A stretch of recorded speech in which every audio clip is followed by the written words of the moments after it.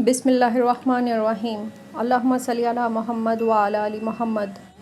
अहादीस सहीहा से साबित है कि इन लोगों की दुआएं ख़ास तौर पर कबूल होती हैं। मजबूर और लाचार और बेबस लोग, मज़लूम और सितम रसीदा लोग। एक रवायत में है कि अगरचे वो गुनहगार हों, एक और रवायत में है कि अगरचे वो काफिर ही हों, बाप की दुआ अपनी औलाद के लिए, इमाम आदल की दुआ, अदलो इंसाफ करने वाले खलीफा या बादशाह या हुक्मरानों की दुआ अपनी रियाया के लिए, हर नेकूकार आदमी की दुआ, माँ बाप के साथ अच्छा सलूक करने वाली औलाद की दुआ अपने माँ बाप के लिए, मुसाफिर की दुआ, रोज़ादार की दुआ रोज़ा अफ्तार करने के वक्त, एक मुसलमान की दुआ अपने दूसरे मुसलमान भाई के लिए, हर मुसलमान की दुआ जब तक कि वो किसी पर जुल्म या क़ता रहमी, क़राबतदारों की हक़ तलफ़ी की दुआ ना करे, या दुआ करके इजहार मायूसी या शिकायत के तौर पर ये ना कहे कि मैंने दुआ मांगी थी और दुआ कबूल ही नहीं हुई।